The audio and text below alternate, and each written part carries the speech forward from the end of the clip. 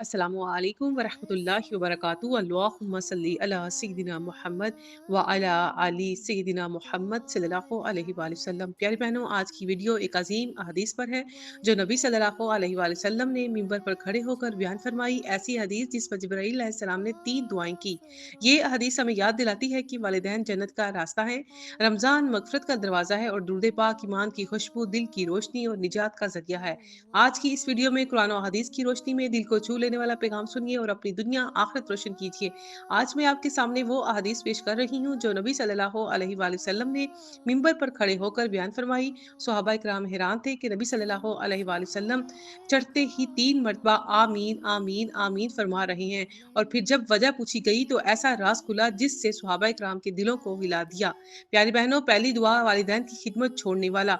जिब्राईल अलैहिस्सलाम ने कहा, हलाक हो जाए वो शख्स जिसने अपने वालिदैन या इनमें से किसी एक को बुढ़ापे में पाया मगर फिर भी जन्नत हासिल ना कर सका। तो नबी सल्लल्लाहु अलैहि वसल्लम ने फरमाया, आमीन। प्यारी बहनों, वालिदैन का बुढ़ापा कोई बोझ नहीं, ये सीधी जन्नत का रास्ता है। इनके कदमों तले बरकत है, इनकी दुआओं में तकदीर बदलने की ताकत है। जो इनकी खिदमत करे वो दुनिया में भी सुकून पाता है और आखिरत में भी। अल्लाह सुब्हान तआला फरमाते हैं सूरत इसरा आयत नंबर 24 में, इनसे नरमी से बात करो और इनके लिए दुआ करो कि ए रब इन पर रहम फरमा जैसे उन्होंने बचपन में मुझ पर रहम किया। दूसरी दुआ, रमजान की कदर ना करने वाला। जिब्राईल अलैहिस्सलाम ने कहा, हलाक हो जाए वो शख्स जिसने रमजान का महीना पाया मगर अपनी मगफरत ना करवाई। नबी सल्लल्लाहु अलैहि वसल्लम ने फरमाया, आमीन। रमजान कोई आम महीना नहीं, ये वो महीना है जिसकी पहली सांस रहमत और हर रात मगफिरत और आखिरी लम्हा जहन्नम से आजादी है। जिसने रमजान में मगफिरत ना करवाई, इसने अपने लिए बदकिस्मती खुद चुन ली।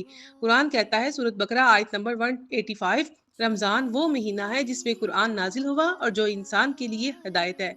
तीसरी दुआ, जिसके सामने नबी सल्लल्लाहु अलैहि वसल्लम का जिक्र हुआ और वो दरूद ना पढ़े। जिब्राईल अलैहिस्सलाम ने कहा, हलाक हो जाए वो शख्स जिसके सामने आप सल्लल्लाहु अलैहि वसल्लम का जिक्र किया जाए और वो दरूद ना पढ़े। नबी सल्लल्लाहु अलैहि वसल्लम ने फरमाया, आमीन। प्यारी बहनों, ये वो दुआ है जो जिब्रील अलैहिस्सलाम ने की और इस पर आप सल्लल्लाहु अलैहि वसल्लम ने आमीन कहा। सोचें, दुरूद पढ़ना सिर्फ सवाब नहीं, ये मोहब्बत की निशानी है, ईमान की खुशबू है, दिल की पाकीज़गी है और क़यामत के दिन शिफ़ात का दरवाज़ा है। अल्लाह सुब्हानहू तआला सूरह अहज़ाब आयत नंबर 56 में फरमाते हैं, ए ईमान वालों, नबी सल्लल्लाहु अलैहि वसल्लम पर दुरूद व सलाम भेजो। दिल का पैगाम अपने दिल से पूछें, क्या हम वालिदैन की खिदमत कर रहे हैं? क्या हम रमज़ान को वाक़ई कदर की नज़र से देखते हैं? क्या नबी सल्लल्लाहु अलैहि वसल्लम का नाम सुनकर हमारी ज़ुबान पर दुरूद आ जाता है? अगर नहीं तो आज से ही अपनी ज़िंदगी बदलने का वक़्त है।